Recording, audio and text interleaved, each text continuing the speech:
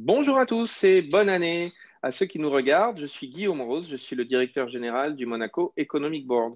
Alors ce matin, c'est une première pour nous lors de ce webinaire, puisque nous lançons les webinaires collection SEMA.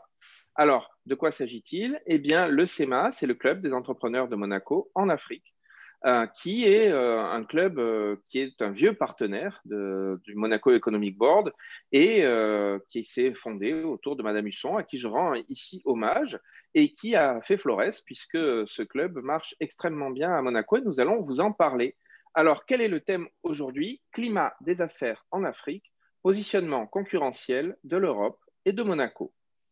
Donc, pour nous parler de cela, nous avons réuni autour de nous d'abord le président du SEMA, qui s'appelle Monsieur Frédéric Gertz, que je vais vous présenter dans un petit moment, et puis un très grand spécialiste de l'Afrique, qui est Monsieur Étienne Giros, qui est le président délégué du CIAN, le Conseil français des investisseurs en Afrique, et le président de l'EBCAM, European Business Council for Africa. Donc, ce webinaire va se dérouler avec une intervention de M. Giros, mais bien sûr, nous allons aussi présenter nos intervenants puisque nous sommes ici une fois de plus en partenariat avec la FEDEM. Alors, la FEDEM, c'est toujours une alliance qui se resserre, notamment en termes virtuels, avec son président, Philippe Ortelli, qui est là aujourd'hui, qui fera une petite introduction. Alors, je rappelle un petit historique du SEMA. Le MEB a soutenu dès sa création le SEMA et a participé à 3 déplacements à l'international, notamment à Kinshasa, à Abidjan, à Dakar. Alors, le SEMA, c'est au moins un déplacement par an, notamment l'année dernière, ils étaient à l'île Maurice. Donc, l'objectif du partenariat entre le MEB et le SEMA, c'est d'intensifier les échanges, créer des synergies permettant de bâtir des relations plus étroites dédiées aux relations économiques. Alors, Monsieur Étienne Giros va un petit peu nous faire une présentation, mais juste avant, je tiens à saluer chaleureusement Monsieur Frédéric Gertz, le nouveau président du SEMA. Alors, Monsieur Frédéric Gertz est diplômé de l'école de commerce Solvay de l'Université libre de Bruxelles. Il est banquier corporate au sein du groupe général de Belgique à Bruxelles et à Paris pendant 15 ans, il l'a été. Il débute en 1996 son parcours d'afro-optimiste, c'est ainsi qu'il se définit, et c'est une définition tout à fait sympathique qui colle tout à fait à l'homme. Donc, il était afro-optimiste à la Banque belgolaise, au Nigeria, au Ghana et en Afrique du Sud. Il a aussi vécu en République démocratique du Congo pendant plusieurs années. Un grand connaisseur de l'Afrique, donc, qui depuis mars 2009 est administrateur délégué, directeur général de Rothschild Martin Morel Monaco, groupe Rothschild Co. S'agissant du SEMA, Frédéric Gertz est l'un des 5 membres fondateurs et occupe donc ses fonctions de président depuis décembre 2020, succédant à Madame Patricia Husson. Il était auparavant secrétaire général et, à ce titre, l'artisan du développement des missions internationales. Nous aurons aussi le plaisir d'avoir avec nous Monsieur Étienne Giros, qui est le président délégué du CIAN. Mais avant de passer la parole à Monsieur Giros, bien sûr, et de vous le présenter, je voudrais que Frédéric Gertz nous introduise un petit peu ce qu'est le SEMA. À tout seigneur, tout honneur. C'est à vous, Frédéric. Merci Guillaume. Bonjour à toutes et à tous. Merci d'être présent pour cette première. Donc c'est une première et donc je remercierai tout d'abord nos parrains. Donc nos parrains, ce sont le Monaco Economic Board. Donc merci Guillaume et la Fédération patronale monégasque. Donc merci Philippe d'être à nos côtés. Ils nous ont fait confiance dès le départ. Alors c'est quoi le SEMA? Le SEMA, c'est avant tout une initiative d'entrepreneurs. Donc qui se sont retrouvés sur le terrain et qui ont décidé, je me souviens, c'était à Kinshasa, on organisait un événement pour le Printemps des Arts et on était 3 sociétés de Monaco. On a décidé de faire un événement ensemble avec des partenaires d'ailleurs du pays et d'agir ensemble. L'union fait la force, dit-on dans mon pays. Donc ce sont 5 membres fondateurs, 22 membres actuellement. On est ensemble présents dans 45 pays et ça représente grosso modo, c'est toujours difficile à définir, mais 1,5 milliard de chiffre d'affaires au départ de Monaco, en ce compris le chiffre d'affaires vraiment réalisé sur place. Sous la présidence de Patricia Husson, qui est notre présidente d'honneur, nous avons créé cet esprit club au démarrage, que nous conservons d'ailleurs. Donc, orienté mission, orienté business, orienté échange entre nous, et ce, sans aucune compétitivité entre nous. crois que ça a été très fort, ça, au démarrage de notre club. On a aussi créé des alliances très solides. Le CIAN, à l'initiative de notre secrétaire général actuel, donc Denis Rouillant, que je remercie encore pour ce partenariat. Merci, Denis. La Chambre belgo-luxembourgeoise Afrique, Caraïbes, Pacifique, à mon initiative. Et maintenant, tous ces clubs, voilà, on se retrouve au sein de l'EPCAM que tu présides, mon cher Étienne. Donc, on a 7 ans d'expérience, c'est un peu l'âge de la raison. Avec le MEB et la FEDEM, leur support, on va conserver cet esprit club, mais on a décidé de travailler en architecture ouverte, donc de partager nos expériences à Monaco, avec toutes les entreprises, tous les entrepreneurs monégasques dynamiques à l'international. Notre programme, donc version 2.0, c'est chaque trimestre, nous invitons un orateur international ou avec une vision sur l'Afrique, le premier mois. Le second mois, on invite un consul d'un pays étranger à Monaco ou de Monaco à l'étranger pour un petit déjeuner débriefing. Et le troisième mois, on organise ensemble un webinaire pays, donc avec des opérateurs clés du pays concerné pour avoir une vision du pays en spot et une vision d'avenir. Donc, en fin février, par exemple, on va organiser un petit déjeuner avec notre consul de Tunisie à Monaco, M. Amer Chia. Et début avril, on organisera un webinaire débat avec notre pays ami, la Côte d'Ivoire. Mais aujourd'hui, c'est la cover page de la collection SEMA. Alors, pourquoi climat des affaires et positionnement de l'Europe et de Monaco? Pourquoi? Premièrement, à Monaco, l'Afrique est le deuxième partenaire et les relations avec l'Afrique ont toujours été privilégiées. L'Europe connaît l'Afrique depuis plus de 4 siècles pour y avoir vécu, construit, et c'est le cas de nombreux pays, les Français, les Hollandais, les Allemands, les Portugais, les Belges, je laisse encore les Britanniques avec nous. Et donc l'Europe pourrait y renforcer ses alliances en Afrique et y planifier son avenir. Quelques faits significatifs concernant l'Afrique. Le Covid, c'est vrai qu'ils en souffrent, surtout au nord et au sud, mais en fait, ils l'ont relativement bien vécu et le continent a été épargné. Pas mal de pays ont une croissance positive en 2020, la Côte d'Ivoire, le Ghana, le Niger, la Tanzanie, le Rwanda. L'Afrique, c'est 1,3 milliard d'habitants aussi, en 2021. C'est un marché énorme et ils l'ont bien compris. Ils viennent de créer la zone ZLECAf, zone de libre-échange entre eux, qui va faciliter tous les échanges interafricains qui, pour l'instant, sont toujours que de l'ordre de 15%. C'est un continent jeune, donc une force de travail d'avenir. C'est un marché, en 2050, en Afrique, il y aura probablement donc 2 milliards d'habitants. L'Afrique est donc démographiquement incontournable. L'Afrique, c'est aussi un gisement de ressources naturelles, agricoles, minières.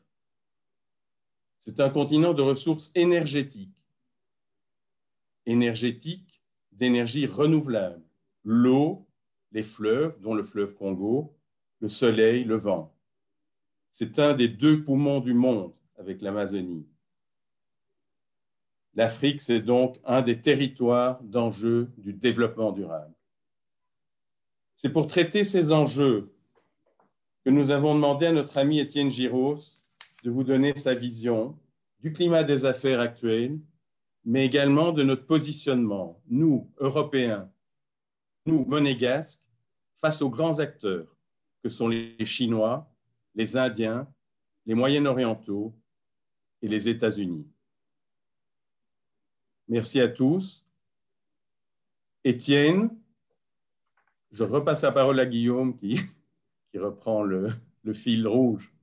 Merci. Merci beaucoup, Frédéric. Merci pour cette intervention tout à fait intéressante et ces rappels absolument indispensables. Alors, avant de céder la parole à Étienne Giros et bien sûr de vous le présenter, je voudrais quand même de laisser la parole à mon partenaire émérite, Monsieur Philippe Ortelli, le président de la FEDEM. Philippe, c'est à vous. Merci Guillaume. Effectivement, je suis très heureux que nous fassions ce webinaire ce matin sur l'Afrique avec le SEMA.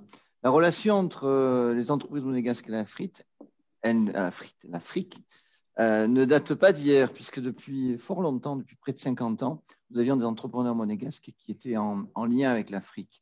On peut citer le groupe Mibran avec les Grands Moulins d'Abidjan, par exemple, mais aussi beaucoup de négociants internationaux qui s'étaient établis à Monaco et qui nourrissaient l'Afrique, ou au contraire qui importaient d'Afrique un certain nombre de matières premières pour les diffuser dans le monde entier. Un autre grand groupe, c'est celui de M. Audrouge, Mercure International, qui est établi en Afrique depuis fort longtemps, qui a plus de 5000 personnes en Afrique de mémoire, et qui continue à piloter avec une base monégasque et près de 100 personnes à Monaco, tout ce groupe établi dans plusieurs pays africains.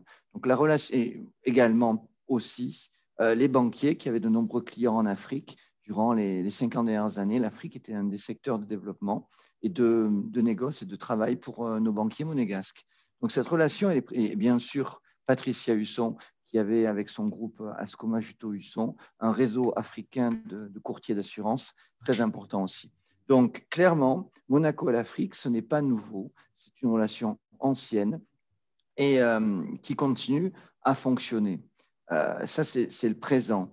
Et effectivement, le futur, c'est de dire à nos membres, à nos entreprises, à quel point il est important de regarder ce continent et de les aider, parce que souvent c'est un tissu de PME par rapport aux multinationales qu'a cité Frédéric tout à l'heure, indiennes, chinoises, américaines, à continuer à développer leur business et à essayer de maintenir nos positions dans ce pays plein d'avenir, comme Frédéric vient de le décrire. C'est pourquoi ce webinaire est très important et ce n'est que le début. Nous continuerons à soutenir le SEMA et les entrepreneurs membres du SEMA pour développer leur business en Afrique. Voilà, Guillaume, je crois qu'on peut laisser la parole à notre conférencier qui va nous apporter son savoir et permettre de développer encore un peu plus les liens avec l'Afrique. Merci Philippe, tout à fait. C'est vraiment l'enjeu d'aujourd'hui. Donc, pour présenter notre interlocuteur, qui n'est vraiment pas n'importe qui, je rappelle que nous avons le plaisir d'avoir avec nous M. Étienne Giros, le président délégué donc, du Conseil français des investisseurs en Afrique, le CIAN, et le président de l'EPCAM, qui est le European Business Council for Africa. Alors, M. Giros a été diplômé de Sciences Po Paris et de sciences économiques. Il a commencé à travailler avec l'Afrique chez CFAO en 1986. Puis 23 ans au groupe Bolloré, dont 15 ans à la tête des affaires africaines du groupe. Autant dire que c'est une pointure. Depuis mars 2014, Étienne Giros est président délégué du CIAN, qui est l'association donc patronale privée française, qui réunit les entreprises industrielles et de services, grands groupes ou PME, PMI opérant en Afrique. Il a pour mission première la promotion et la défense de leurs intérêts sur le continent africain. Et il est également président donc, de l'EPCAM depuis juin 2018. Alors, avant de lui laisser la parole, je vous précise qu'à l'issue de l'intervention de M. Étienne Giros, mon collègue Justin Ayman, directeur général adjoint du Monaco Economic Board, aura le plaisir de poser les questions qui ont déjà été posées en amont par nos membres, et puis celles que nous allons collecter tout au long de cette présentation et de ce webinaire. Et à présent, je laisse la parole à M. Giros. M. Giros, c'est à vous, Étienne. Merci Guillaume. Merci Guillaume, j'espère que tout le monde m'entend. Je voudrais d'abord vous dire le plaisir que j'ai à vous retrouver aujourd'hui, à retrouver mes amis monégasques et malgré les difficultés des temps actuels que nous vivons, et notamment l'impossibilité de nous voir physiquement, la technique marche et j'espère que tout va bien. Frédéric, tu me fais un petit signe pour me dire si tout va bien? Voilà, parfait. Alors, écoutez, je dois donc vous parler un petit peu et vous entretenir de cette question de la position de l'Afrique vis-à-vis des entreprises européennes, ou plutôt de la position des entreprises européennes vis-à-vis de l'Afrique, des problématiques actuelles et de l'avenir. Alors, d'abord, je voudrais vous rappeler que, ça a été dit tout à l'heure, mais que le CIAN représente en gros la quasi-totalité du secteur privé français investi en Afrique. Alors, un chiffre a été cité pour les entreprises monégasques. Je vous cite aussi, si ça vous intéresse, le chiffre pour la France.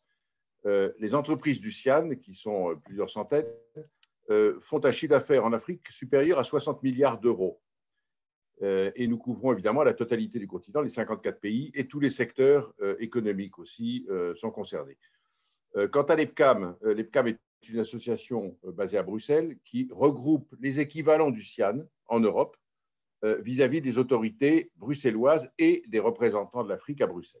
Donc nous avons 13 pays de représentés et depuis l'adhésion du CEMA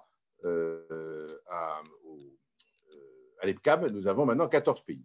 Et donc, nous pouvons parler d'une seule voix pour représenter le secteur privé vis-à-vis de l'Union européenne, de la Commission et des commissaires européens. Et là, c'est en gros plus de 5000 entreprises investies en Afrique. Alors, ce que je voulais vous dire aussi, c'est que notre lien avec le CEMA a commencé en février 2016. Le CEMA a rejoint le CIAN en février 2016. Nous sommes partenaires donc, depuis maintenant 5 ans. Et le CEMA vient de rejoindre l'EPCAM, comme je viens de vous le dire, il y a quelques semaines. Et donc, au nom de l'EPCAM, je leur souhaite, et je vous souhaite à tous, la bienvenue dans la communauté du business européen en Afrique. Alors, plutôt que de vous faire un grand discours théorique sur l'Afrique et sur le secteur privé en Afrique, j'ai au fond opté pour le fonctionnement de mon petit propos de la manière suivante. Premièrement, je voudrais vous faire un petit tour d'horizon d'actualité parce que c'est à ça que vous êtes confrontés tous les jours si vous êtes intéressé par l'Afrique ou si vous envisagez d'y aller. Et donc, je pense qu'un petit tour d'horizon de ce qui se passe, quels sont les points focaux en ce moment, sera intéressant. Ensuite, je vous dirai quelques mots de la position des nouveaux entrants et de nouveaux acteurs en Afrique. On ne peut pas rester insensible à cette question. Et évidemment, on va évoquer la question de la Chine. Et enfin, je terminerai en vous parlant un petit peu des sujets d'actualité que nous avons, notamment à Bruxelles, et quelles convictions nous sommes en train de défendre. Quelles sont les problématiques qui nous animent, nous autres secteurs privés. Étant donné que vous êtes là, je pars de l'hypothèse que vous tous, auditeurs et participants de ce webinaire, vous êtes intéressés par l'Afrique et vous partagez sûrement notre conviction, que je rappelle juste pour commencer, qui est que l'Afrique, c'est l'avenir de notre continent européen. Le relais de croissance mondiale des années à venir ou des décennies à venir, il ne se trouve nulle part ailleurs qu'en Afrique. Comme vous le savez, le marché américain est très difficile à entrer au demeurant. Le marché européen, les marchés asiatiques très concurrencés sont des marchés encore bien souvent de remplacement maintenant. Le seul vrai marché au niveau continental de croissance, c'est celui de l'Afrique. Frédéric a rappelé tout à l'heure que la croissance démographique était très importante. Il y a aujourd'hui 1,5 milliard d'Africains et dans moins d'une génération, c'est-à-dire en gros dans 25-30 ans, il y en aura 2,5 milliards. Nous allons donc avoir 1 milliard de consommateurs en plus. Alors, quand on me demande est-ce qu'il y aura de la croissance en Afrique, je vous dis, et vous pouvez parier toute votre fortune là-dessus, oui, il y aura de la croissance en Afrique. La question est de savoir si cette croissance se fera dans l'ordre ou dans le chaos ou dans le désordre. Ça, c'est une question dont on peut discuter. Mais il y aura de la croissance parce qu'il y aura 1 milliard de plus de personnes à nourrir, à loger, à éduquer, à soigner et à distraire. Et donc, c'est notre nouvelle frontière. Ce d'autant plus que nous autres, entreprises monégasques, françaises, européennes, nous avons un savoir-faire, un historique et une relation avec l'Afrique qui sont exceptionnels et qui nous mettent en position favorable et positive pour y aller. J'ajoute que c'est sur le même méridien. On parle sur la moitié du continent la même langue. Il y a pour la moitié des pays le même droit commercial, qui est le droit OHADA. Et enfin, il y a 14 pays qui ont la même monnaie que la nôtre. Donc, il y a quand même beaucoup d'atouts pour y aller. Et je vais essayer de vous démontrer que tous les combats et les convictions que nous menons en ce moment sont là pour vous inciter à y aller et pour inciter les autorités des pays d'Afrique et les pays européens à aider les entreprises privées. Car nous avons une autre conviction, c'est que seule l'entreprise est créatrice de richesse primaire. Ce ne sont pas les États qui créent la richesse. Les États, ils arbitrent, ils orientent, ils donnent la stratégie, ils maintiennent l'ordre, ils font leurs fonctions régaliennes, mais ils ne créent pas de richesse primaire. Un État, pour fonctionner, il a besoin de lever des impôts. Il va les lever où? À ceux qui créent la richesse, c'est-à-dire les entreprises. Et donc, le petit jeu, qui malheureusement est trop répandu, qui consiste à taper sur les entreprises, à les empêcher de travailler, à les borner, à les limiter, est un jeu que quelquefois je pourrais même qualifier de suicidaire. Donc évidemment, chacun doit suivre les règles, mais nous devons tous ensemble faire passer le message auprès des autorités que l'entreprise, ça n'est pas quelque chose de mauvais, de néfaste, mais c'est au contraire quelque chose qui peut créer du développement. Voilà. Ça, c'est les convictions qui nous animent et j'espère que vous les partagerez et que vous les partagez, puisque vous êtes là, je me suis même certain que vous les partagez. Alors maintenant, j'en arrive à mon petit tour d'actualité très bref, rassurez-vous, et qui, j'espère, à la sortie de cette conférence, vous aurez une vision un petit peu actualisée de ce qui se passe en Afrique. Je ne vais pas parler de tout, parce qu'on pourrait y passer plusieurs heures, voire plusieurs jours. Et je voudrais d'abord vous faire un petit point sur le Covid. Ça a été évoqué tout à l'heure par les orateurs précédents, pour vous dire un peu ce qui se passe avec cette pandémie en Afrique. Tout le monde était très inquiet il y a un an quand cette épidémie est arrivée, et nous nous sommes dit que l'Afrique allait sombrer dans le chaos le plus général et la grande pauvreté. Et ça ne s'est pas passé. Et contrairement aux prévisions, l'Afrique a très bien résisté à la vague du Covid. L'impact sanitaire a été faible. Je vous donne là aussi un chiffre. Il y a aujourd'hui, où nous parlons, il y a 65 000, on compte 65 000 décès du Covid sur tout le continent africain. Sur tout le continent africain. Je vous rappelle, le chiffre en France est le même, 65 000 décès également. Donc, sauf qu'il y a d'un côté 70 millions d'habitants, de l'autre côté, il y a 1,5 milliard d'habitants. Donc, on voit bien que le Covid a beaucoup moins touché la population africaine. Alors, il y a 3 raisons à cela qu'il faut bien avoir en tête. La première, c'est la jeunesse de la population. Vous savez qu'à peu près 50% de la population africaine a moins de 20 ans et le Covid est beaucoup moins grave et touche quasiment pas les jeunes populations. Donc ça, c'est le premier facteur. Le deuxième facteur, c'est que je crois que l'Afrique bénéficie d'une espèce d'immunité croisée, c'est-à-dire qu'à force d'être confrontée à des maladies comme le palu ou à d'autres virus, la population a développé une immunité et des anticorps qui fait qu'elle est, je pense, et nous pensons tous, moins sensible et moins favorable à accueillir le Covid dans les organismes. Et puis la troisième raison, c'est que les autorités des pays africains, ce qui prouve qu'il faut toujours garder l'espoir, les autorités des pays africains ont géré convenablement, me semble-t-il, cette épidémie en prenant des mesures à la fois dures et sévères. Et je peux vous dire que dans beaucoup de pays africains, la sévérité est là, ça n'est pas approximatif. La fermeture des frontières, des couvre-feux, rester à la maison, porter le masque, etc. Et deuxièmement, de la souplesse. Ils ont allié à cette sévérité de la souplesse, car ils ont une difficulté que nous ne connaissons pas dans la partie nord du monde, qui est que, comme vous le savez sans doute, 80% de la population en Afrique vit dans le secteur informel. 50% du PIB africain est produit par le secteur informel et 50% par le formel, mais 80% des emplois se trouvent dans le secteur informel. Ce sont donc des gens qui n'ont pas de bulletin de paye, qui n'ont pas de couverture sociale et qui ont un horizon économique à peu près à 24 heures. D'une expression que j'aime bien, il faut que vous sachiez qu'en gros, les Africains qui travaillent dans le secteur informel consomment sous 48 heures ce qu'ils ont gagné dans une journée. Et donc, si vous, le lockdown, si vous si vous bloquez l'économie trop durement, vous allez conduire des millions et des millions de gens à la famine. Et donc, les gouvernements africains ont réussi à trouver un juste milieu entre la sévérité et la souplesse nécessaire à l'économie. Alors, ce que je dis est un peu général parce qu'en réalité, il y a une petite particularité qui est qu'il y a des pays plus touchés. En réalité, il y a 5 pays qui sont plus touchés parmi les 54. Le premier, c'est l'Afrique du Sud. Et ensuite, les autres, c'est les pays qui se trouvent dans le Maghreb, à savoir essentiellement la Tunisie, le Maroc, l'Égypte, et il faut que vous rajoutiez à cela l'Éthiopie et un petit peu de Nigeria. Les pays que je viens de citer regroupent plus de 60% des cas du Covid en Afrique. Donc, il y a 54 pays en Afrique, il y en a 6 qui font 60% des cas. Ce qui veut dire que dans les 48 autres pays, c'est encore mieux que ce que je disais tout à l'heure.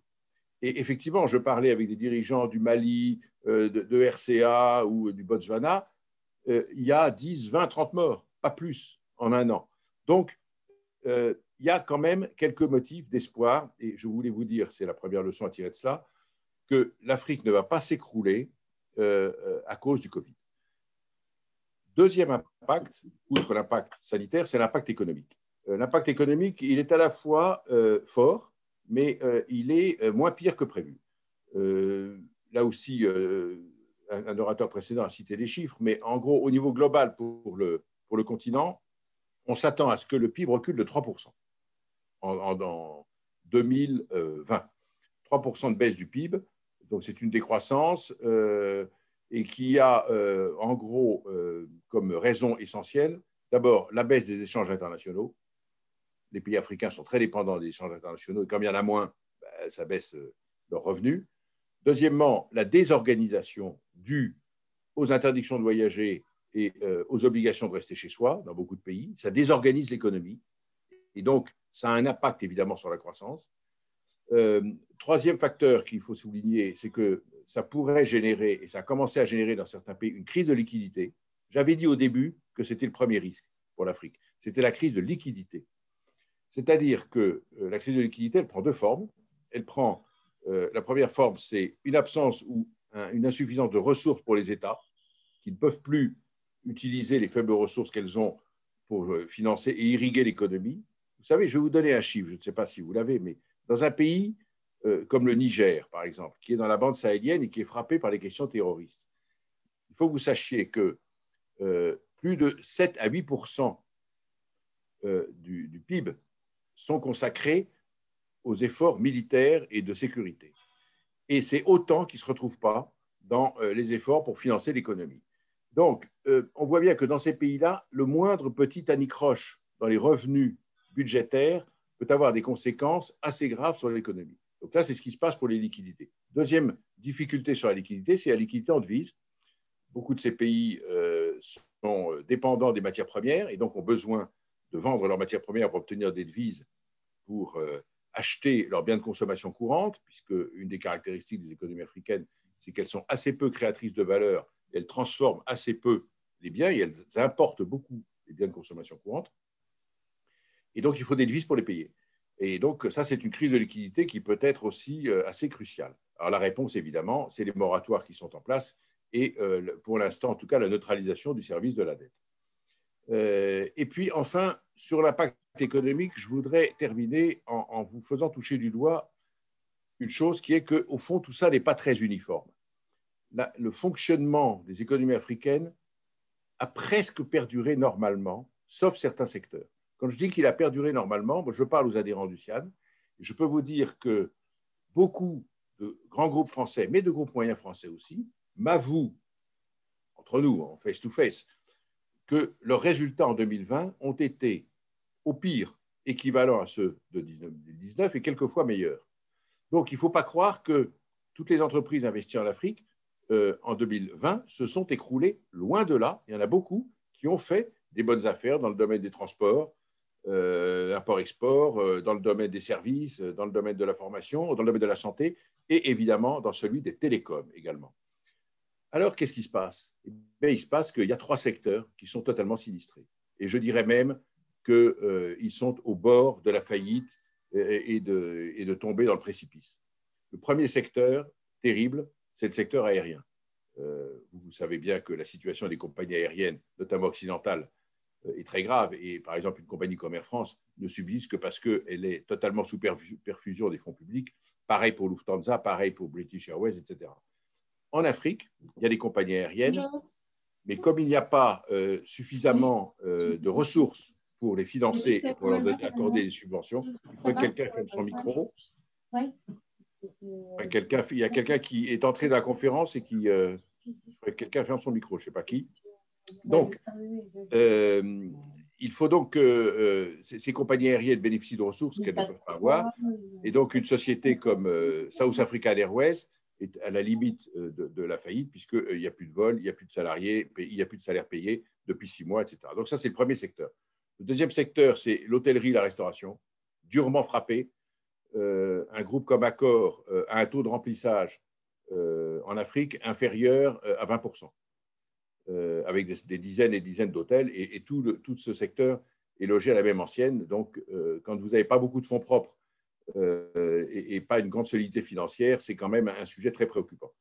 Et puis, le troisième secteur, qui est complètement, pour utiliser une expression familière, vous m'en pardonnerez, mais à la ramasse, c'est celui du tourisme. Et le tourisme est très important en Afrique. On peut citer quelques pays où c'est une industrie absolument vitale. Il s'agit, par exemple, de la Tunisie, du Sénégal, du Maroc, de l'Égypte, de l'Afrique du Sud, du Kenya ou de la Tanzanie. Le tourisme est totalement à l'arrêt. Et ça, c'est des dizaines et des centaines de milliers d'emplois qui ne sont pas en ce moment exercées. Donc, voilà la situation aujourd'hui qui est mitigée, mais retenez, si vous n'avez qu'une chose à retenir, c'est qu'elle est moins pire qu'attendue. Et moi, je conclurai sur ce petit point en vous disant que l'Afrique fait à nouveau ici preuve de sa capacité de rebond, qui est très grande, et de sa capacité de résilience. Et donc, nous devons en tirer la leçon, que nous devons persévérer, nous autres, secteur privé, entreprises, nous devons persévérer pour investir en Afrique.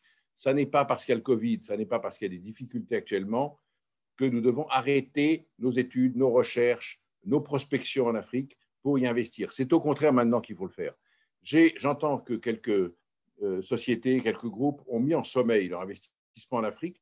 Je pense, en toute franchise, que chacun, évidemment, est libre de ses décisions, mais je pense que c'est des décisions qui sont à réexaminer parce que l'Afrique a une capacité de résilience extraordinairement rapide. Vous avez entendu ce que j'ai fait quand je dirigeais Bolloré. Il ne se passait pas une année où il n'y avait pas un pays qui était en crise profonde. On était installé dans 43 pays. Eh bien, vous avez un pays qui est totalement à l'arrêt, par exemple, pendant un an. En 3 mois, ça repart. Donc, la capacité de résilience de l'Afrique est extraordinaire. Et donc, il faut profiter de la situation actuelle, non pas pour peut-être accélérer les plans d'investissement, mais ne pas les interrompre. Voilà. Donc, voilà ce que je voulais vous dire sur le Covid. Alors maintenant, avec votre permission, je voudrais vous dire quelques petits mots de la situation actuelle en Afrique, sur l'ambiance générale, c'est-à-dire notamment sur la situation politique et sur 2-3 informations sur l'Afrique. Pourquoi je vous dis ça? Parce qu'on se rend compte que les investisseurs privés en Afrique sont très attentifs à l'environnement général et à l'ambiance. Si vous faites la comparaison entre le montant de l'investissement qu'on vous demande et le profit que vous pouvez en retirer, en chiffre d'affaires ou en bénéfice, d'une part, et d'autre part, la perception du risque que vous avez, la balance, poids de l'investissement et perception du risque, c'est souvent en défaveur de l'Afrique. Et donc, il faut travailler la perception du risque. Et est-ce que l'Afrique est un continent risqué ou pas? Moi, j'ai la faiblesse de dire qu'évidemment, il y a des risques, il y a des complications, c'est difficile, mais il faut dérisquer l'Afrique. L'Afrique n'est pas un continent plus risqué que d'autres continents ou d'autres lieux dans le monde. C'est un continent où il y a des réponses à chaque problème qui se pose. Et ce que je peux vous dire, c'est que la bonne nouvelle de la journée, c'est que toutes les entreprises, la quasi-totalité des entreprises qui sont investies en Afrique, à la fin, font du bénéfice et sont heureuses de leur investissement, même si quelquefois un petit peu compliqué en termes d'organisation. Et moi, je vois les membres du CIAD, les membres de l'EPCAM, on peut gagner très bien sa vie et très correctement sa vie en Afrique. Et d'ailleurs, je pense que tous les membres du CEMA qui sont investis en Afrique pourraient corroborer mes propos. Donc, il faut faire attention et suivre ce qu'il se passe en termes d'ambiance, le climat des affaires, le climat politique et la perception du risque. C'est pour ça que je voudrais évoquer ces questions et vous faire un rapide tour d'horizon de la situation politique qui a été marquée par d'abord 3 élections récentes très contestées. La première, ça a été celle de Alassane Ouattara en République de Côte d'Ivoire. La deuxième, ça a été la réélection du président de Guinée. Et la troisième, la réélection du président d'Ouganda. Ces 3 présidents ont été réélus, soit après déjà une longue période au pouvoir. Pour le président d'Ouganda, Museveni, je crois qu'il entame sa 35e ou sa 40e année.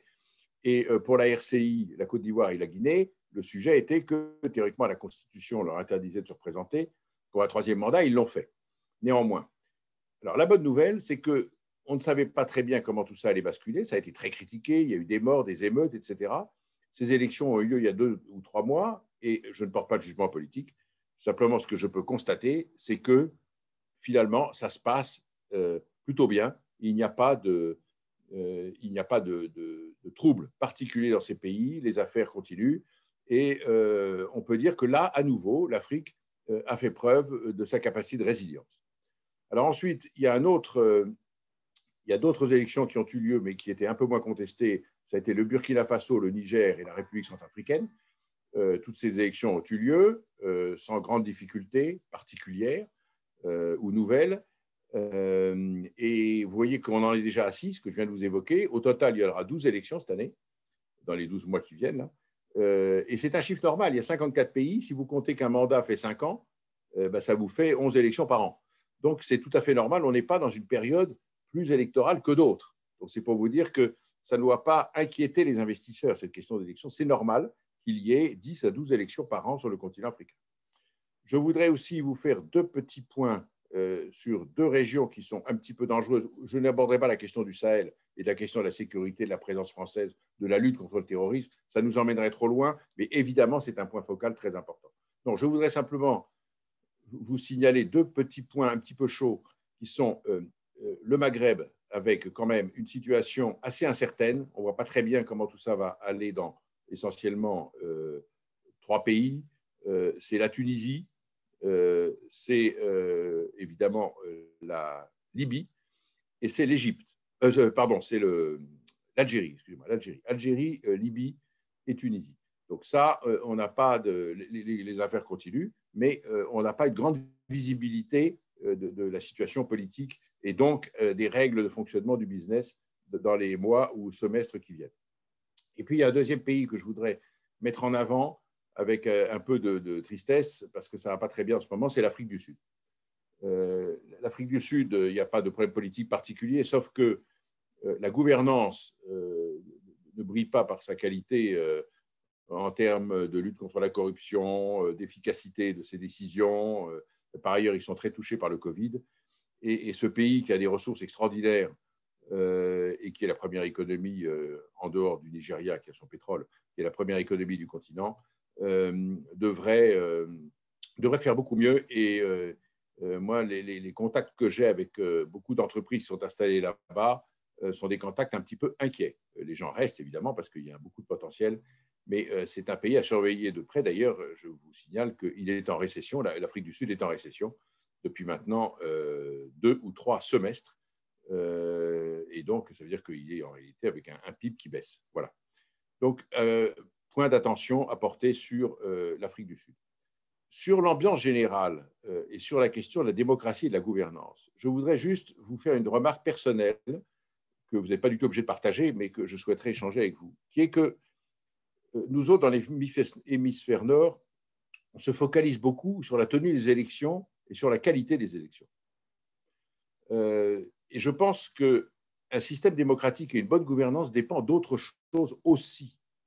Et donc, beaucoup d'intellectuels, d'universitaires, les médias, etc., évoquent toujours cette question des élections. Mais pour moi, un pays avec une bonne gouvernance, ça doit aussi toucher d'autres critères, qui sont d'abord celui de l'alternance. Vous pouvez avoir des élections pas très claires, mais vous pouvez avoir de l'alternance. C'est une chose très importante, que les générations changent. Et vous savez que nous sommes confrontés en Afrique à beaucoup de jeunes générations, ou de générations maintenant moyennes, qui voient que c'est la même génération qui est au pouvoir, d'une manière générale, depuis 10, 15, 20, 30 ans, qui disent, mais nous, d'abord, on a des idées, on voudrait y aller, et on voudrait aussi prendre part à la construction de notre pays. Et donc, ça, c'est un facteur très important, l'alternance. La deuxième, c'est la liberté d'expression. Je pense que la liberté d'expression est la meilleure chose pour garantir la bonne gouvernance. La troisième, c'est la qualité de l'administration. Une bonne justice, un bon gouvernement, une administration assez efficace qui soutient les entreprises. Et puis enfin, c'est la liberté de la presse. Voilà. Et donc, ça, c'est les marques de la gouvernance. Et si je vous parle de ça, c'est parce que, je le répète, nous focalisons un petit peu trop ici sur la tenue des élections. Si les élections ne sont pas parfaites, mais s'il y a les 4 autres facteurs, eh bien, je peux vous dire que vous aurez une gouvernance tout à fait convenable. Voilà. Enfin, dernier point sur la situation politique et actuelle de l'Afrique, je voudrais vous faire part d'une petite nouvelle qui est passée assez inaperçue, mais qui est très importante et qui devrait peut-être vous aider à orienter votre stratégie d'investissement si vous voulez en avoir une en Afrique, qui est que la Côte d'Ivoire est devenue, depuis 2019, la première économie du continent en termes de PIB par tête. C'est totalement contre-intuitif, ce que je vous dis. La Côte d'Ivoire est devenue la première économie du continent en termes de produit intérieur brut par tête. Je cite les chiffres. Le produit intérieur brut par tête de la Côte d'Ivoire est de 2286 $, 2286. Celui du Ghana, qui est à côté de elle, 2202. Et le Nigeria, qui est présenté en valeur absolue comme la première économie du continent, ce qui est vrai, par tête, c'est 2230. Et donc, c'est pour vous dire que l'idée générale qui consiste à dire les pays francophones sont moins ouverts au business. On peut moins développer les affaires. Et si on veut faire quelque chose en Afrique, il faut aller au Kenya, il faut aller en Tanzanie, il faut aller en Éthiopie ou en Afrique australe. Cette phrase et cette assertion est juste, mais il faut rajouter, il faut aussi aller en Afrique francophone. Car quand vous avez un pays comme la Côte d'Ivoire qui fait 8% de croissance depuis 10 ans, vous savez que si vous faites 7% de croissance par an, en 10 ans, vous doublez votre PIB. C'est ce qui s'est passé en Côte d'Ivoire. Et il y a d'autres facteurs que j'ai évoqués tout à l'heure qui sont très favorables. Donc, si je vous explique ça et que je vous dis ça, c'est au moment de la stratégie d'investissement, il faut regarder avec beaucoup de finesse l'analyse qui consiste à dire qu'il vaut mieux aller en Afrique anglophone. La vérité, c'est qu'il vaut mieux aller partout. Mais en tout cas, vous ne devez pas vous empêcher d'aller en Afrique francophone. Et je le dis puisque nous sommes ici un groupe autour de cette table et de cet écran francophone. Voilà. Alors, pour rassurer les organisateurs, je vais accélérer un peu et passer tout de suite, sans transition, si vous me permettez, au deuxième sujet, qui est celui de l'arrivée des nouveaux acteurs sur le continent, qui a été le grand phénomène sur l'Afrique depuis 20 ans. Il y a 20 ans, les opérateurs économiques qui étaient sur l'Afrique, et quelqu'un, je crois que c'était Frédéric ou Guillaume, ont cité ces pays, c'était 5 ou 6 puissances européennes qui développaient leurs affaires en Afrique. Et nous avons vu l'émergence de nouveaux acteurs depuis 20 ans, non seulement très importants en termes de volume, mais aussi très importants en termes de volonté et de volonté stratégique. Et le premier d'entre eux, c'est la Chine. Vous avez aussi l'Inde, la Turquie, Singapour, la Malaisie. Tous ces nouveaux acteurs sont arrivés et ont pris des parts de marché importantes. Vous connaissez les chiffres. En 2000, dans les imports-exports de l'Afrique, la Chine représentait 2 à 3%. Aujourd'hui, elle représente 20%. C'est tout. Donc, le chiffre parle de lui-même. Et vous qui êtes, pour la plupart d'entre vous, investis en Afrique, vous ne pouvez pas passer une journée sans être confronté à la concurrence chinoise. Alors, cette concurrence chinoise, elle est utile et elle est réelle. Elle est utile pour le continent africain parce que je pense que, vous voyez, si les Chinois n'avaient pas développé ces stratégies d'investissement, je pense que la croissance qu'a connue le continent africain depuis le début du XXIe siècle, qui est de 5,8% par an depuis 20 ans, je pense qu'il y aurait eu 2 points de croissance de moins. On peut attribuer à la présence chinoise, aux investissements qu'ils ont faits, au financement qu'ils ont déversé sur le continent, à peu près un tiers de la croissance africaine sur les 20 dernières années. Donc, je pense qu'il faut regarder ça avec objectivité et se dire oui, c'est une bonne chose pour l'Afrique que les Chinois et les nouveaux acteurs aient décidé de s'intéresser à ce continent. Alors, le problème est que cette arrivée des Chinois est critiquée par nos opérateurs européens. Elle est critiquée sur essentiellement 3 domaines. Le premier domaine, c'est qu'on critique la manière que les entreprises chinoises ont de s'insérer en Afrique, leur insertion dans les économies africaines. La caractéristique des entreprises européennes, quand elles investissent en Afrique, et donc de vous tous, c'est en général d'ouvrir des filiales.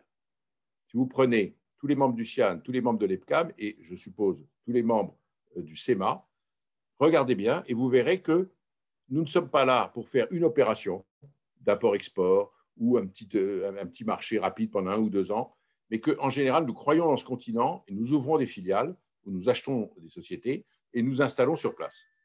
Les opérateurs chinois ne font pas exactement comme ça. Ils viennent réaliser des opérations de construction souvent d'infrastructures et moyennant cela, ils prennent des garanties sur les actifs des pays et quand il y a des problèmes de remboursement, ils mettent la main sur les actifs des pays. Ou alors, ils se font payer en nature en mettant la main sur les matières premières. Et ça, outre l'assertion, dans le tissu local, ils emploient d'ailleurs beaucoup de personnel chinois. Vous savez que le taux d'expatriation de nos entreprises européennes baisse de plus en plus. Chez Bolloré, quand je dirigeais Bolloré, nous avions 450 expatriés en Afrique. Les affaires ont beaucoup augmenté. Il y a maintenant moins d'expatriés. La quasi-totalité des grands patrons régions du groupe Bolloré sont maintenant des Africains, ce qui n'était pas le cas il y a 20 ans. Et vous tous, c'est pareil. Nous africanisons beaucoup les postes parce que le niveau de formation augmente, parce que nous avons des collaborateurs très brillants africains, etc. Les Chinois ne font pas exactement comme ça. ils utilisent beaucoup de personnel chinois. Et deuxièmement, donc, il y a cette question de l'endettement, où ils vivent leur endettement un petit peu à part de l'endettement mondial, c'est-à-dire qu'ils accroissent beaucoup l'endettement. Vous connaissez le cas de l'Éthiopie, de Djibouti et de la Zambie, qui sont endettés à peu près à hauteur de 60 à 70% de leur dette vis-à-vis des Chinois, qui ne peuvent pas rembourser et qui, du coup, se voient transférer une bonne partie de leurs actifs, de leurs matières premières, de leurs mines, de leurs ports ou de leurs affaires d'infrastructure aux Chinois. Et donc, ils se rendent bien compte qu'il y a un danger de mainmise de leur économie générale par les Chinois. Donc ça, c'est la question de l'endettement. Et puis, le troisième sujet qui irrite un petit peu les opérateurs européens vis-à-vis des nouveaux acteurs, c'est la concurrence déloyale. Beaucoup de nos membres pensent qu'ils sont confrontés à une concurrence déloyale par rapport aux manières de faire des Chinois. Je passe sous silence parce qu'on n'en a pas évidemment la certitude, mais peut-être des comportements un petit peu en termes de RSE, de corruption, etc., qui peuvent être améliorés, mais aussi la question de la compliance ou de la conformité dont s'exonèrent assez facilement les entreprises chinoises. Et ça, c'est une concurrence déloyale qui ne dit pas son nom et qui s'exerce assez fortement. Alors, nous sommes donc au fond en face de la situation où on se dit heureusement que les Chinois sont là parce que ça soutient beaucoup la croissance africaine et ils ont fait des bonnes choses. Regardez toutes les infrastructures qu'ils ont construites. Mais d'un autre côté, est-ce que ça ne va pas signer des grandes difficultés pour nos entreprises européennes? Et il y a quand même beaucoup de choses qui pourraient être améliorées. Alors, moi je pense, et tout le monde n'est pas d'accord là-dessus, mais c'est ma conviction, et ce que je vous dis n'engage que moi, je pense que il y a des vrais motifs à coopérer entre les entreprises européennes et les entreprises chinoises. Sous certaines conditions, il y a des vrais motifs à coopérer. Et si on veut bien les regarder, on s'aperçoit que les atouts des deux groupes sont tout à fait complémentaires. Du côté des Européens, on voit bien que le premier atout, c'est la qualité de notre service et de nos produits. Nous produisons des produits et des services de qualité qui sont reconnus comme tels. Le deuxième atout que nous avons, c'est la connaissance intime de ce continent et le savoir-faire que nous pouvons y développer. Ça, c'est deux atouts indéniables. Du côté des Chinois, ils ont deux autres atouts qui ne sont pas les mêmes. Et donc, vous allez bien voir qu'il y a complémentarité. Les atouts dont ils bénéficient, c'est d'abord les prix. Ils sont moins chers que nous. Donc, je crois que c'est inutile de dire on va battre les Chinois sur ce terrain-là, les prix. On ne pourra pas. Une entreprise française, monégasque, belge ou allemande ne pourra pas être moins chère qu'une entreprise chinoise. En revanche, elle pourra être meilleure, elle pourra connaître le pays et elle pourra mieux y réussir. Et puis, le deuxième atout des entreprises chinoises, c'est qu'ils arrivent avec un financement. Comme vous le savez, quand une entreprise chinoise investit en Afrique, elle arrive avec un financement à 100%, en général par l'Exim Bank, qui est la banque publique de financement de développement chinoise. Nous, Européens, on ne fait pas ça. On arrive avec des financements collectifs, qui sont des bailleurs de fonds, d'ailleurs il peut y en avoir plusieurs, qui sont de l'equity et qui sont du financement privé. Ça prend plus de temps, c'est plus compliqué. Et donc, les Chinois, eux, ils arrivent avec le financement. C'est un deuxième atout. Et on a presque quelquefois l'impression que c'est sans limite. Et puis, je dirais, pour conclure, que le troisième atout du côté chinois, et ça, c'est un petit regret, et c'est un petit caillou que je lance dans notre jardin, ils ont la volonté stratégique de s'implanter en Afrique. Nous ne l'avons pas toujours en Europe. Et c'est un regret. Et nous passons beaucoup de temps à plaider auprès de l'Union européenne, auprès des gouvernements européens, de dire faisons de l'Afrique une nouvelle frontière, un objectif pour nos pays, parce que c'est là où on peut avoir des relais de croissance. Et ça veut dire que si vous êtes d'accord sur cette stratégie, vous allez décliner tout un tas de mesures, accueil des étudiants, visa, financement, traitement d'expatriés, rôle de l'entreprise privée, etc., au service de ces stratégies. Les Chinois ont cette stratégie, et je ne suis pas certain qu'on l'a toujours. Et en ce moment, dans l'opinion publique, retournez un peu dans votre environnement d'opinion publique et essayez de faire passer l'idée de dire un des grands défis de nos sociétés, c'est le développement de l'Afrique et de s'y installer et d'y faire du business. Ben, vous allez voir que vous n'allez pas être très populaire. Et donc, ça, c'est un atout qu'il faut travailler et il faut que tous ensemble, on porte ce message parce qu'il y a beaucoup de bonnes raisons pour le porter. Alors, pour revenir maintenant à ce partenariat avec les Chinois, je pense que j'ai essayé de vous démontrer que le partenariat entre les entreprises européennes et les entreprises chinoises fait du sens. Alors, le problème, c'est qu'il ne faut pas le faire n'importe comment. Parce que beaucoup d'adhérents nous disent, mais si on fait ça, à la fin de la journée, pardonnez-moi l'expression familière, mais on va se faire bouffer. On va se faire bouffer. On va se faire prendre nos brevets, on va se faire prendre nos marchés et on va se faire éjecter. Et donc, il faut certaines conditions. Et moi, pour que ce partenariat fonctionne, je pense qu'il y a 3 conditions. La première, c'est que, et j'ai plaidé cela, notamment auprès de, par exemple, Jean-Pierre Raffarin, qui en France pilote un peu la relation pour des raisons historiques entre la France et la Chine, mais nous plaidons beaucoup cela aussi à l'Union européenne, à Bruxelles. La première, c'est qu'il faut qu'il y ait un traitement similaire de la dette. Ça, ce n'est pas possible que la dette chinoise soit traitée d'une manière séparée de la dette mondiale. Comme vous le savez, la dette vis-à-vis de l'Afrique, ou les créances plutôt, elles sont traitées dans un endroit qui s'appelle le Club de Paris. Vous avez tous les créanciers européens qui se réunissent et qui traitent d'une manière uniforme leurs dettes. C'est là où se sont passés, par exemple, les moratoires qui ont été lancés à la suite du Covid et où le président Macron va organiser à Paris un sommet sur le financement de l'Afrique et qui va peut-être passer par un effacement partiel de la dette. En tout cas, c'est au niveau du Club de Paris. Les Chinois ne sont pas membres du Club de Paris. Les Chinois, ils arrivent, ils financent une infrastructure. Par exemple, ils financent le chemin de fer Djibouti à Addis Abeba, 5 milliards d'euros. Ils le financent à 100%. Et c'est un endettement que l'Éthiopie subit. Et l'Éthiopie, elle a son propre endettement vis-à-vis du Club de Paris. Et vous comprenez bien que d'avoir un endettement parallèle affaiblit le premier. Parce qu'au moment où l'Éthiopie doit rembourser ses dettes au Club de Paris, elle est quelquefois en défaut à cause de nouvel endettement qu'elle a pris auprès des Chinois, qui, eux, se remboursent en prenant des actifs. Donc là, il y a quand même vraiment un sujet qui est l'uniformisation du traitement de la dette. Le deuxième sujet, c'est le sujet de la conformité ou de la compliance, comme on dit en anglais. Ça, c'est le sujet de la RSE, du bon comportement. Vous savez que, puisque vous en êtes tous à la fois bénéficiaires et victimes, que nous sommes confrontés à la réglementation définie par l'OCDE, par l'Union européenne et par nos propres gouvernements respectifs, les uns et les autres, des comportements en termes de compliance, de bonne gouvernance, de défense du genre, d'emploi des femmes, de non-travail des enfants, etc., etc. Vous connaissez tout ça. C'est le sujet général de la conformité. Nous, entreprises, nous sommes d'accord pour mettre en place tout ça parce que c'est un comportement citoyen et nous pensons que si nous voulons être admis en Afrique et réussir en Afrique, il faut avoir un comportement citoyen. Donc, notre sujet n'est pas de contester cette question de conformité et de la critiquer. Notre sujet, il est autre. Il est que la moitié du monde ne l'applique pas et que les nouveaux acteurs en Afrique s'exonèrent de ses propres obligations et de ces obligations-là. Une entreprise chinoise, elle ne fait pas partie de l'OCDE et elle n'est pas contrainte par ces questions de devoir de vigilance, de plans de prévention, etc. Toutes choses qui ensuite peuvent se traduire soit par des amendes, soit par des interdictions de concourir aux appels d'offres, soit même par l'extraterritorialité des juridictions américaines, confèrent les histoires de corruption que les tribunaux ou le département de justice américain a été chercher dans les entreprises européennes. Bon. Donc ça, il ne se passe rien chez les Chinois là-dessus. Et donc, c'est au fond, l'air de rien, c'est une concurrence déloyale qui ne dit pas son nom. Ce n'est pas une concurrence par les prix.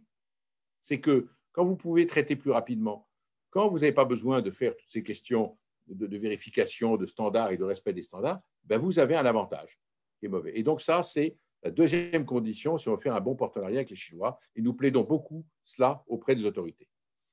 Et puis, la troisième, c'est que pour bâtir des partenariats industriels entre entreprises chinoises et françaises, ou européennes, ou monégasques, il faut un lieu où ça peut se faire. Il ne sert à rien de sauter comme un cabri et de dire faites des partenariats, faites des partenariats, faites des partenariats, parce qu'à la fin de la journée, il ne se passera rien. Moi, je veux bien parler aux entreprises du Xi'an et dire faites des partenariats, mais d'accord, mais comment on s'y prend? On fait comment? Il faut donc, me semble-t-il, et on milite pour ça, une plateforme où les entreprises chinoises et les entreprises européennes pourront échanger les projets. Le fonctionnement de cette plateforme, assez informelle, devrait d'abord passer par les appels à projets.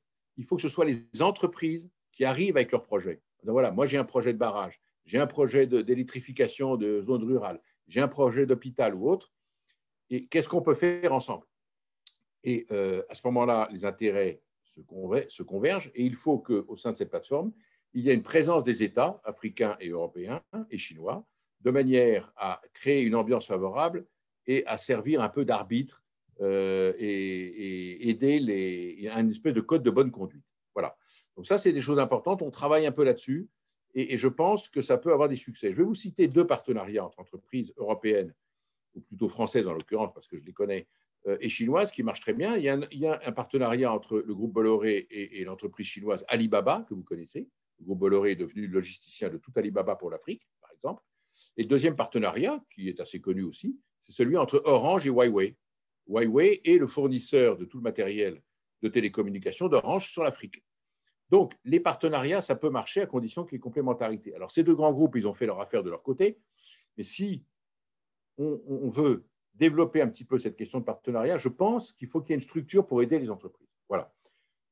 Et pour conclure sur ce point, je vous dirais simplement qu'il vaut mieux avoir une part, même modeste, d'un gâteau, 20, 30, 40% du gâteau, que 100% de rien.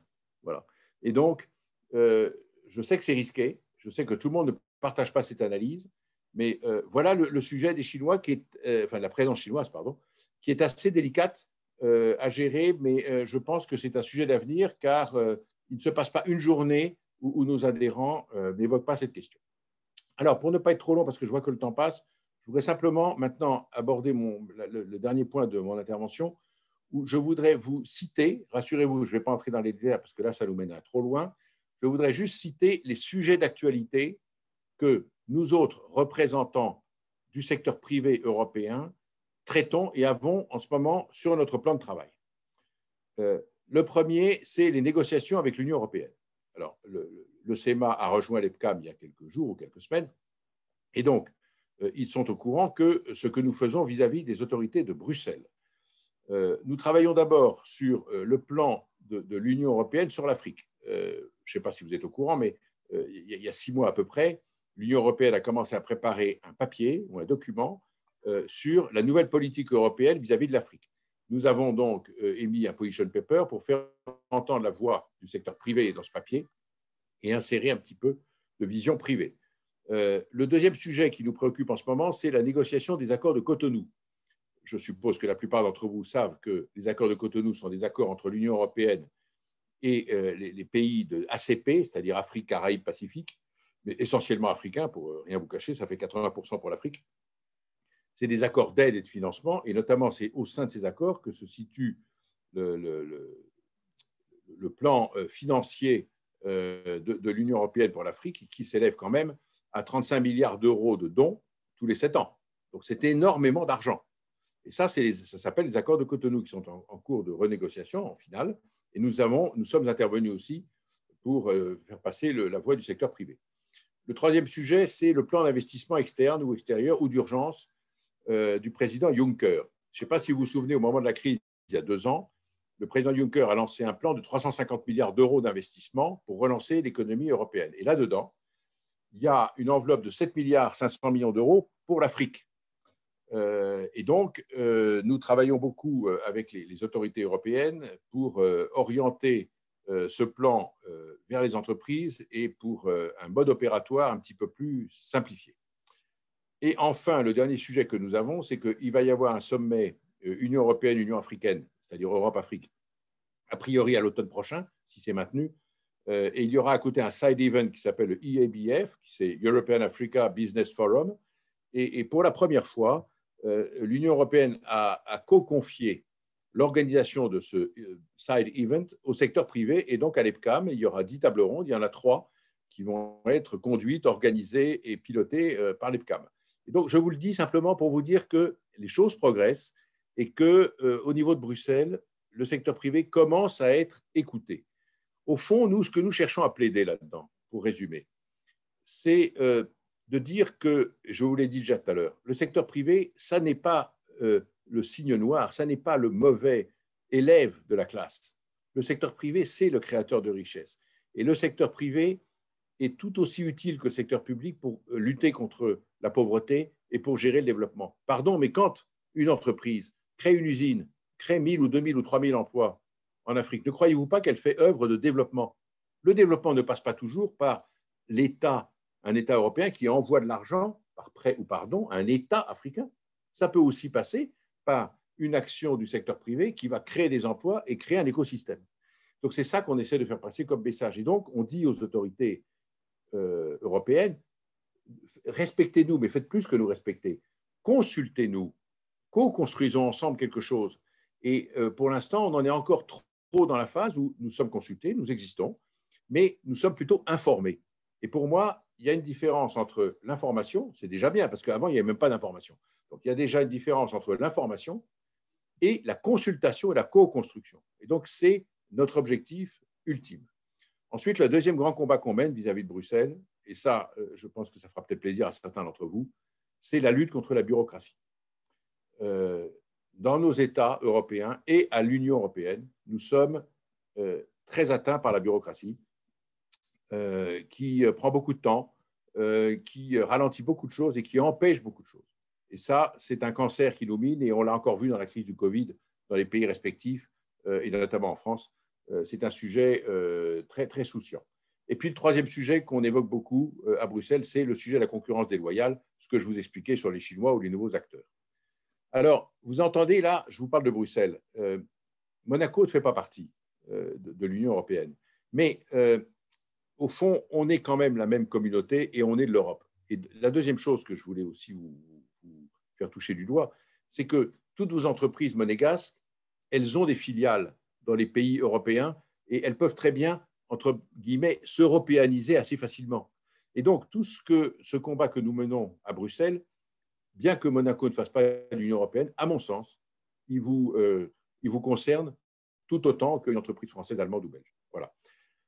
Alors, le deuxième sujet, un peu d'actualité en ce moment, qui peut-être peut vous toucher en termes d'entreprise privée, c'est le sujet de l'écologie, de la lutte contre le réchauffement climatique. Vous savez qu'il y a eu à Paris un sommet un petit peu avorté qui devait avoir beaucoup plus de résonance et compte tenu de la circonstance, il en a eu moins. C'est le One Planet Summit. Et donc, l'EPCAM, et donc vous, à travers l'EPCAM, faites partie d'une initiative qui s'appelle IAM Africa, où notamment on déclare l'importance de l'agro-industrie et de l'agroalimentaire sur l'Afrique. Ensuite, le troisième point, ou le quatrième, c'est comment dirais-je, le plaidoyer permanent sur le climat des affaires et l'état de droit. À l'EPCAM et au CIAN, nous sommes très en faveur de l'état de droit et du climat des affaires favorable aux entreprises, je vous l'ai déjà expliqué. Et enfin, comme le temps passe, je terminerai, et ce sera mon dernier mot, pour vous donner quelques petites dates importantes qui vont marquer cette année 2021 sur l'Afrique. Donc, il y a eu le One Planet Summit la semaine dernière à Paris. Il y a un sommet organisé par le président Macron mondial avec l'Union européenne, peut-être les Américains vont venir, les bailleurs de fonds et les pays africains, première quinzaine de mai à Paris, qui va traiter du sujet des nouveaux modes de financement des économies africaines. Ça nous intéresse énormément.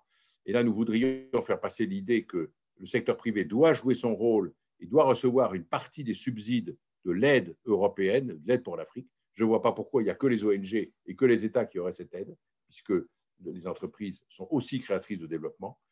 Ensuite, il y a le sommet France-Afrique qui aura lieu au mois de juillet à Montpellier, qui a été annulé l'année dernière. Et enfin, il y a le sommet Union européenne-Union africaine à l'automne qui devrait se tenir à Bruxelles. Donc, ça fait beaucoup d'occasions et de réunions pour parler de l'Afrique, pour la mettre en avant et pour peut-être faire des effets d'annonce et réaliser des investissements. Voilà, chers amis, ce que je voulais vous dire. Et en conclusion, vous avez compris que l'Afrique, je pense qu'il faut vraiment la prendre comme un nouvel horizon pour nos entreprises. Si vous voulez de la croissance, si vous voulez augmenter vos résultats, n'ayez pas peur, allez en Afrique et dérisquez ce continent. Deuxième message, faites-le maintenant. Ça ne sert à rien d'attendre. Vos positions de 2030, 2035, c'est aujourd'hui que vous les construisez. Ce n'est pas dans 5 ans. Dans 5 ans, ça coûtera plus cher. Et troisièmement, n'ayons pas trop de crainte du Covid. Ce n'est pas parce qu'il y a le Covid qui nous gêne tous, et notamment dans le relationnel qui est si important sur ce continent, que ça doit nous faire aussi ralentir nos activités. Voilà. Et je vous remercie de votre attention et je vous ferai remarquer que notre chère Afrique, on ne peut pas en parler sans passion parce que c'est un continent merveilleux et qui fait rêver. Donc, j'espère qu'on pourra le partager ensemble. Merci beaucoup. Merci beaucoup, Étienne. Passion et aussi compétences et expérience. Je pense que vous nous avez dressé un tableau particulièrement exhaustif de la situation africaine et des opportunités qui peuvent s'y dérouler. Alors, bien sûr, nous avons des questions. Je vais tout de suite laisser la parole à mon directeur général adjoint, Monsieur Justin Ayman. Justin, est-ce que nous avons des questions intéressantes?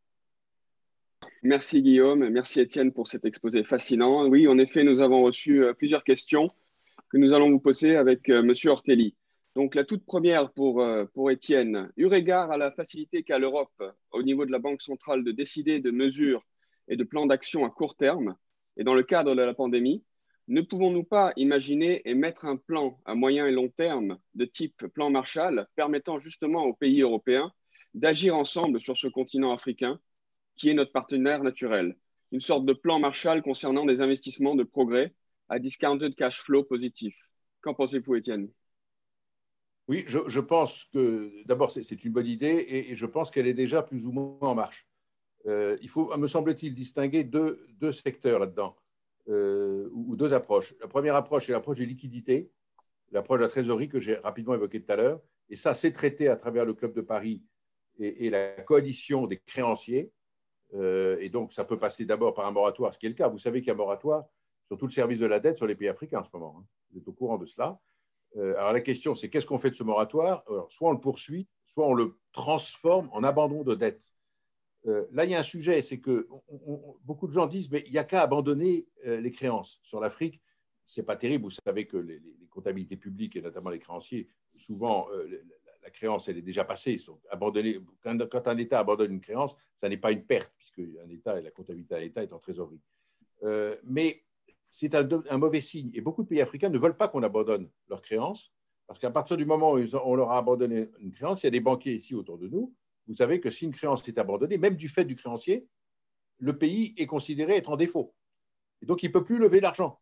Donc, il vaut mieux postponer la créance ou la retarder ou en donner d'autres pour la rembourser que l'abandonner. Donc, c'est un sujet qui n'est pas si facile que ça. Mais à mon avis, ça, c'est la bonne voie. Ça, c'est la liquidité.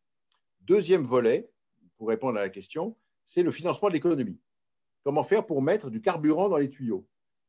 Et là, j'ai aussi l'habitude de dire que paradoxalement, là, c'est assez contre-intuitif aussi. L'Afrique ne manque pas d'argent. Il y a de l'argent en Afrique. D'abord, les banques africaines sont plutôt liquides. Deuxièmement, les bailleurs de fonds ne savent pas toujours quoi faire de leur argent. Les fameux 35 milliards de l'Union européenne, du plan des accords de Cotonou d'il y a 7 ans, ils n'ont même pas encore totalement été dépensés parce qu'il manque de projets, la bureaucratie ralentit, etc. Donc, il y a des fonds d'investissement multiples maintenant qui s'investissent en Afrique. Donc, il y a de l'argent. Le sujet, plutôt, ce qui manque, c'est les projets. Donc, c'est pour ça que moi, je n'ai plus de salive de plaider pour venez les entreprises, présenter vos projets et les pouvoirs publics et les financiers et les bailleurs, regardez les projets et acceptez de les financer d'une manière rapide parce que les Chinois les financent très rapidement et nous, on met longtemps. Vous savez, un chiffre qui m'a toujours frappé et qui vient de la Banque africaine de développement, la BAD. Donc, c'est un chiffre qui n'est pas susceptible je pense, de critique, qui est objectif. La BAD dit, quand un projet naît dans l'idée de quelqu'un, un projet d'investissement en Afrique, un gouvernement a une idée de projet d'investissement. Et la première pierre de ce projet, il s'écoule en moyenne 7 ans en Afrique. Ça, ce n'est pas possible. Ce n'est pas possible. On est dans une course contre la montre. Il y a 20 millions de jeunes qui arrivent sur le marché du travail tous les ans. Il faut leur donner du boulot. Ça va mal finir, cette histoire-là. Ça va s'appeler terrorisme, ça va s'appeler islamisme, ça va s'appeler immigration non désordonnée, etc. Ça va s'appeler tout ça. Ça va s'appeler révolution. Donc, il faut absolument donner du travail aux gens. Donc, il y a une course contre la montre. Alors, mettre 7 ans pour faire un projet d'investiture, ce n'est pas normal. Les Chinois, ils arrivent et ils commencent lundi. Voilà la différence. Merci beaucoup, Étienne. Monsieur Ortelli? Oui, ben, j'avais aussi une question qui rejoint ce que vous venez de dire. Bon, elle concerne l'hyper-réglementation européenne. Et vous venez d'en parler, mais est-ce que justement notre hyper-réglementation en Europe et notre technocratie par rapport aux principaux acteurs sur le continent, qui sont les Chinois, les Indiens, les Moyen-Orientaux et les USA, ne pose pas un problème de fond pour les Européens avec leur manière de travailler? Et je voudrais aussi relever ce que vous avez dit à la fin sur la manière d'aborder le secteur privé en Afrique et de traiter le secteur privé. Je crois que c'est très important ce que vous avez dit, la bureaucratie, les administrations n'ont pas encore compris à quel point le secteur privé peut apporter un vrai plus au fonctionnement économique en général et doivent associer, je dis bien doivent associer le secteur privé au développement économique dès le début et pas seulement mettre le secteur privé presque devant le fait accompli par leurs décisions. Donc, je reviens à ma question, comment faire pour les Européens par rapport à la technocratie?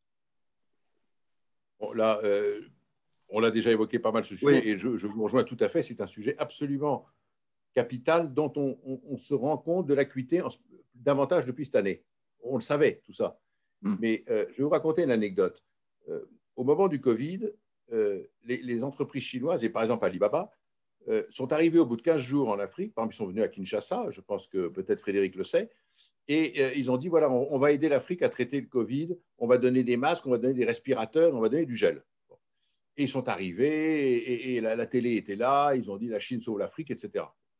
Ça nous a un petit peu irrités, parce que nous, on faisait aussi des choses, et donc on a voulu, sous l'égide du gouvernement français, on a voulu lancer une opération où on allait mettre en avant les entreprises françaises pour voir ce qu'elles pouvaient faire sur le Covid.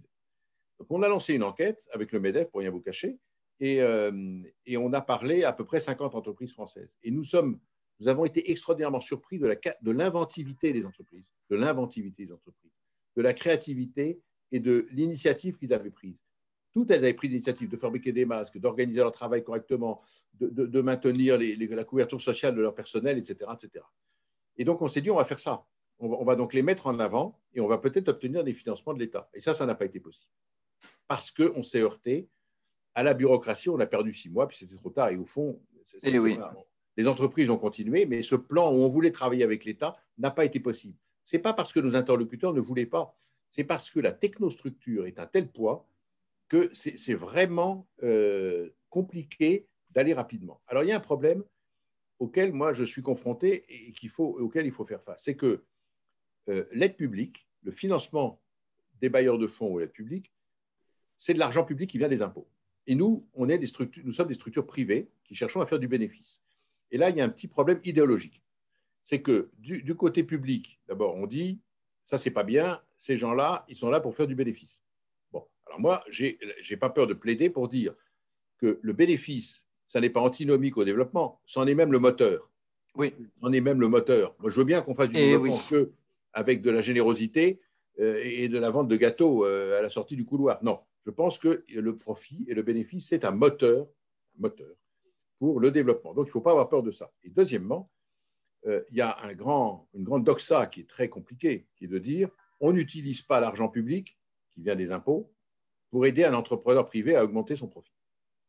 Alors, la réponse à ça, c'est de dire si nous demandons d'entrer dans les cheminements du financement public, ce n'est pas pour augmenter nos bénéfices, c'est pour rendre les projets viables. Est-ce que vous avez conscience que beaucoup de projets en Afrique ont besoin d'un petit coup de pouce, d'un petit fonds d'amorçage?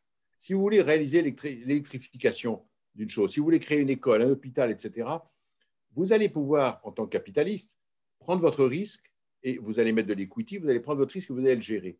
Mais si vous n'avez pas un petit coup de pouce au démarrage pour payer l'investissement que le pouvoir d'achat local ne peut pas amortir, vous n'allez pas faire votre projet. Et donc, je n'ai plus de salive de plaider ça au secteur public.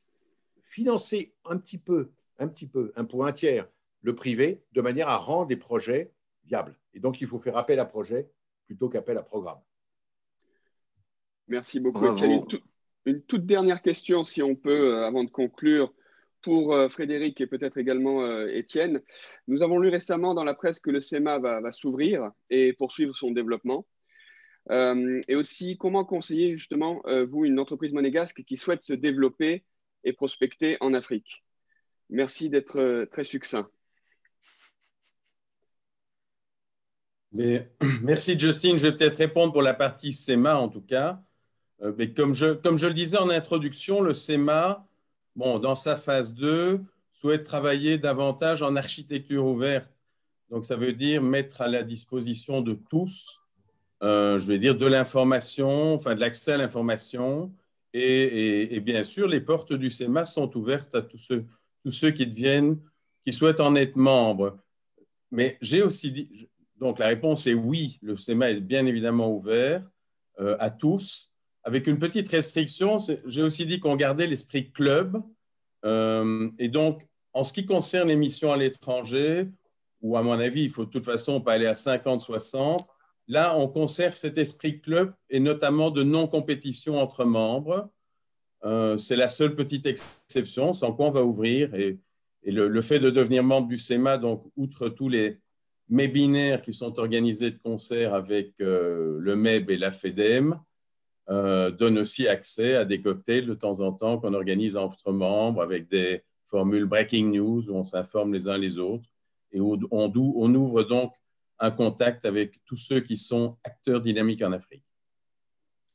Merci Frédéric. Et pour la partie comment conseillez-vous une entreprise, un développement pour une entreprise monégasque en Afrique? Étienne, peut-être? Vous avez demandé d'être rapide, alors je vais être rapide.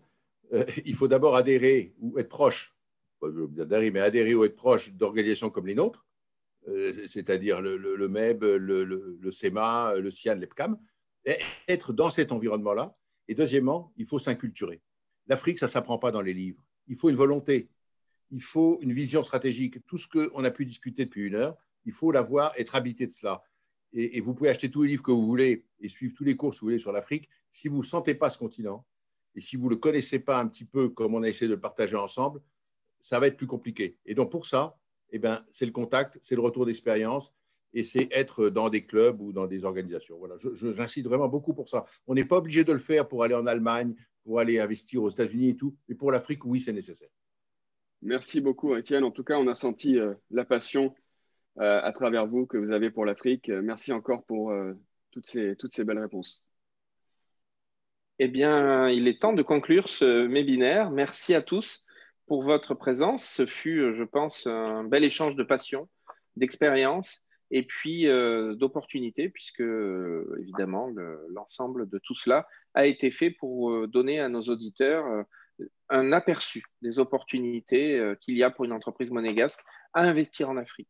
Alors, ces webinaires, cette collection SEMA ne s'arrête pas, bien évidemment, au contraire, on est vraiment au tout début. Les prochains rendez-vous seront le 24 février, où notre invité, Amer Chia, le consul de Tunisie à Monaco, partagera sa vision du monde, des affaires et bien sûr fera un focus sur la Tunisie. Ensuite, le 7 avril, ce sera la Côte d'Ivoire qui sera mise à l'honneur, avec un débat mené par 3 opérateurs du pays et avec le consul de Monaco en Côte d'Ivoire, M. Hervé Husson. Merci encore à tous et à nos intervenants particulièrement brillants aujourd'hui. Merci à nos partenaires, la FEDEM, le SEMA, et puis le MEB vous donne rendez-vous donc pour le prochain webinaire consacré à la collection SEMA le 24 février. Merci et à bientôt. Au revoir. Merci de votre accueil. À bientôt en Afrique. Merci, à bientôt à tous. Merci.